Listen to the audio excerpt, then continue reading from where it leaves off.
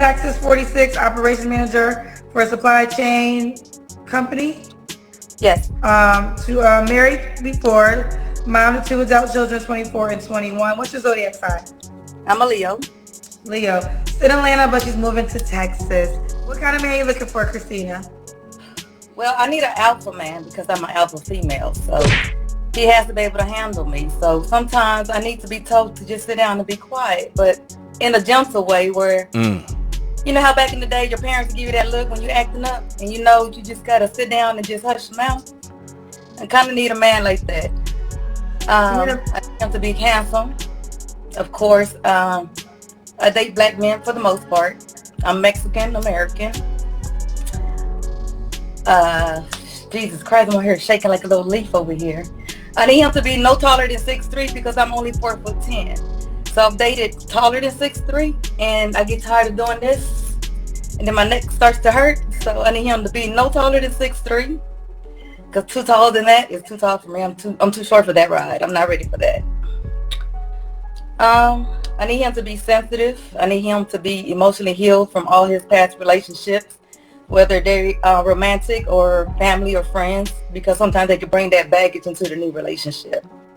So I need him also to be a man's man. One who's not afraid to try to fix things. I was brought up kind of old school, where I grew up seeing my father try to, working on the cars, cutting the yard, making sure my mom was good. Just being a provider and just doing what a man's supposed to do. It's hard to find that nowadays. Deal breakers. Bad hygiene. Have all your teeth, because I'm not dating a guy with jacked up teeth. I don't want to date a man that has the belly, because I'm not going to be bumping bellies with nobody either. So he needs to be in shape. A nice smile. Make sure that he's clean cut. No tattoos on the face.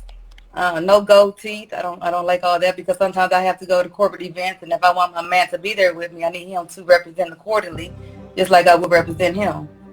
So I don't need him to have any of that on his face. If he want to have it neck and below everywhere else, that's fine, not a problem, because I have 5 tattoos myself. Okay. Does he have to make a certain amount of money? I'm good if he makes about 90 and up. Okay. 90 and up. Should he be in Texas or Atlanta? No, he doesn't have to be in Texas or Atlanta, but willing to work on a long distance relationship and make that commitment, because that is a very difficult thing to do sometimes. If both people aren't on the same page and committed, then that won't work. So if you're in Florida and I'm in Texas and you're not willing to make the flight or the drive to come see me or meet me halfway, then it's not going to work. Okay. And why would a man be lucky to be with you? Because I know how to keep my mouth closed when I'm supposed to keep my mouth closed. I know how to follow my man. Even though I'm an alpha female, I do know how to submit to my man if he's showing me that he can lead. And I can trust him enough to do that and make the right decisions for us and our family. Now, the biggest of red flags I get from this is you're a mid-40s, soon to be almost 50, and you need a guy to handle you. Even if when you look at it just from that standpoint, that's just a headache right away. That means that you're someone who cannot maintain and balance themselves as a grown person. Everybody has situations that prop up here or there. That's understood. Nobody's perfect. We're all human. We deal with things, but sometimes you can be someone as a man trying to get a woman out of some situations that they're in, situations that might come up in their lives, death in the family, work issues, work problems, health issues, mental health issues, just different things that might arise in one's life, obstacles that they got to get over. But to me, someone who could handle themselves, that wake up to self-reflect and understand what they're doing. When I hear that, I think a woman's really putting her ability to maintain herself and maintain her own mental and emotional stability, they're placing that in a man's lap. Any obstacles you come up against as a couple, women like this are going to put that and place that in a man's lap, regardless. It might be their issues within that they got to handle, they got to deal with, but they're placing that into your hands because you didn't handle them the right way. to facilitate the right result, right? They're gonna give you all of that. But meanwhile, just like a lot of these women say, when a man shows them that they can lead, then that's when they'll be submissive, right? It's a flawed thought process because you really can't turn it on and off. It's something that you either are or you're not. You either are submissive or you're not.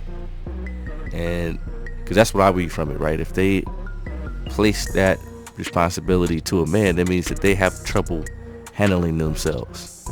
They can go overboard, cross the line in one way or the other. So they need somebody else to manage that and to keep them at bay.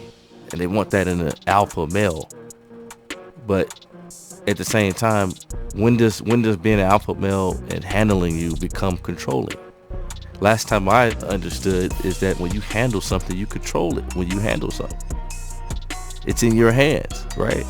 So to me, a lot of these requirements don't even make sense, right? A lot of these women, they're not ready for an alpha male.